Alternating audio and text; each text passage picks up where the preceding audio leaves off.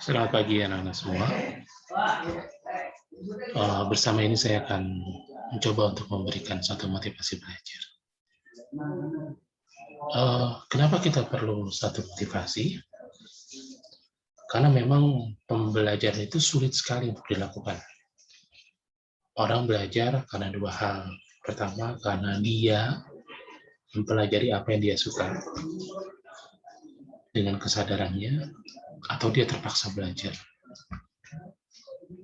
Terpaksa belajar itu dalam arti memang dia nanti akan membutuhkan itu, tapi ini bukan sesuatu yang dia sukai, sesuatu kewajiban yang dia lakukan. Nah, dari pengalaman saya, ketika kita belajar itu kita menemukan banyak kesulitan. Tapi bersama dengan kesulitan itu sebenarnya kita mengalami satu proses dari tidak mengerti menjadi mengerti. Dan itu memang membutuhkan satu kedisiplinan. Mungkin sederhananya adalah lebih mudah sebenarnya kamu belajar supaya dapat nilai bagus itu lebih mudah dibanding kamu belajar untuk mengerti, walaupun nanti kamu bisa mendapat nilai bagus, kamu mengerti, atau kamu mengerti, kamu dapat nilai bagus, bisa kayak gitu. Belajar akan lebih mudah kalau itu memang dilakukan secara terus-menerus diusahakan. Dan ketika itu menjadi suatu kebiasaan, itu akan sangat enak menjadi suatu kebiasaan. Lalu tentu saja ada beberapa tahap pembelajaran yang makin lama makin sulit. Yang pertama itu menghafal. Menghafal sebenarnya tahap belajar yang paling mudah sih sebenarnya. Sampai yang sulit itu mengerti, memahami, lalu membuat pelajaran itu menjadi bagian dari dalam diri kamu. Itu pembelajaran yang lebih sulit. Nah, kalau kita bicara tentang belajar, kita tentu tahu bahwa belajar itu selain membutuhkan kebiasaan, kita butuh alasan kenapa kita harus belajar, kenapa kita harus melakukan semua ini. Nah, ini adalah cita-cita kamu. Jadi, kalau kamu sudah memiliki satu tujuan, cita-cita kamu SMA mau kemana, mau kuliah apa, akan bekerja apa, itu akan lebih mudah. Sistemnya memang, dan ini logika sekali, ketika kamu belajar, kamu dapat nilai bagus, kamu akan lebih mudah masuk dalam sekolah yang kamu inginkan. Misalnya kamu ingin sekolah di UI. Kalau di agama Katolik ada tambahan lagi, ora et labora, berusaha sambil berdoa.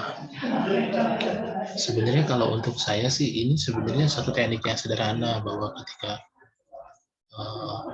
kalau misalnya yang Katolik itu kita tuh punya satu doa sebelum belajar di puji syukur itu.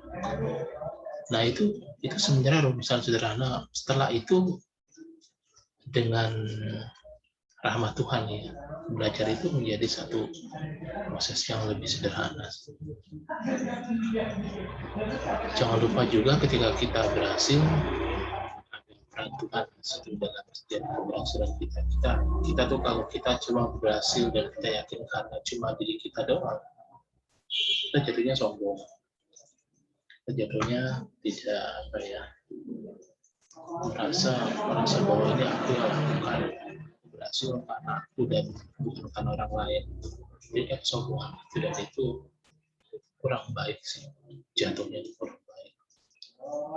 Tapi kalau seandainya kita berusaha, kamu belajar dan itu sulit ya, Lalu kamu juga dibawa dalam suasana doa, kamu juga berdoa sebelum ulangan, kamu berdoa sama Tuhan supaya dapat nilai bagus. Sebelum ujian, kamu berdoa supaya kamu diberikan satu kekuatan, kesabaran untuk mau belajar dan menyelesaikan ujian dengan baik. Dari situ tuh seperti kamu menyatakan Tuhan dalam apa yang kamu lakukan, dan hasilnya pasti luar biasa. Karena kita menyertakan Tuhan di situ. Mungkin kalau misalnya umat agama lain, misalnya kalau Islam itu doa yang bagus katanya, mohon maaf kalau saya salah diperbaiki ya. Doa yang bagus itu doa setelah sholat. Jadi setelah kamu sholat, kamu berdoa, pada saat itu kamu bisa berdoa juga supaya kamu bisa mencapai apa yang kamu cita-citakan. Dan salah satu yang memudahkan dan memungkinkan untuk mencapai apa yang kamu cita-citakan ya nilai kamu bagus. Artinya kamu memiliki satu kemampuan untuk mengerti tentang hal-hal baru, tentang situasi ini, situasi itu belajar. Dalam belajar, kita juga akan tahu bahwa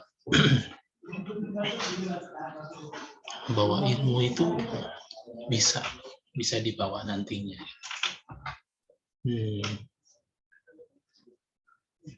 Ilmu yang kita pelajari itu tidak akan pernah sia-sia. Nanti ada gunanya, ada pemahamannya. Contoh misalnya dari pelajaran agama kamu belajar bagaimana bersikap baik sama orang lain dan berbuat baik. Itu akan terpakai seumur hidup. Dari pelajaran yang lain, matematika misalnya, kamu lebih nalar, lebih mengerti, dan juga lebih cepat berpikirnya. Kimia kamu dapat apa, pelajaran lain dapat apa. Jadi 3 tahun ini di SMA memang dirancang untuk supaya tumbuh kembang otak itu menjadi lebih baik, sehingga pemahaman kamu juga lebih dalam dan lebih hebat. Maksudnya contohnya begini, orang yang hanya sekolah di SD, pemahaman tentu beda dengan orang yang sekolah di SMA. Beda lagi dengan orang yang di perguruan tinggi. Nah itu kayak gitu. Jadi tentu saja ya belajar, kembali belajar.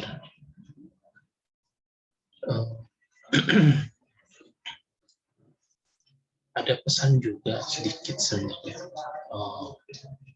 Belajar itu bukan hanya soal otak, tapi juga soal emosi, spiritual. Jadi setelah kamu pintar, kamu juga harus punya sikap rendah hati, sikap menghormati,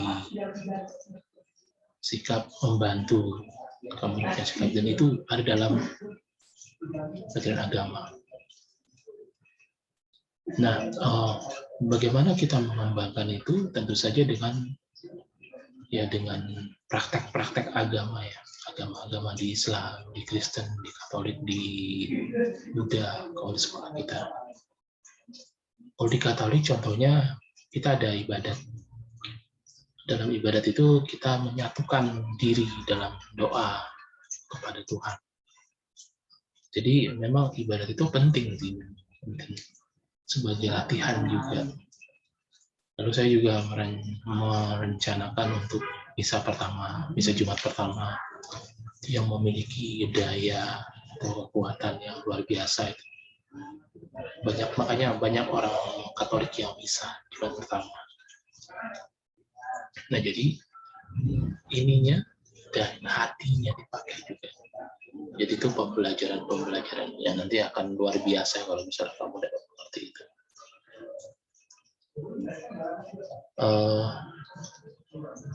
Jangankan kamu sebenarnya kita seusia saya, seusia guru kamu itu, kita juga masih belajar, masih mencoba untuk menjadi seorang pribadi yang lebih baik.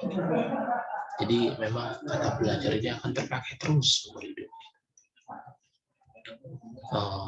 Semoga kamu bisa menjadi seorang pribadi yang baik, yang berguna dimanapun kamu berada nantinya, yang menjadi pribadi yang baik juga, pribadi yang berada di jalan Tuhan, bukan pribadi-pribadi yang tidak di jalan Tuhan. Oke, semangat belajar. Semoga pada akhirnya saya berdoa semoga kamu bisa mencapai apa yang kamu cita-citakan. Terima kasih.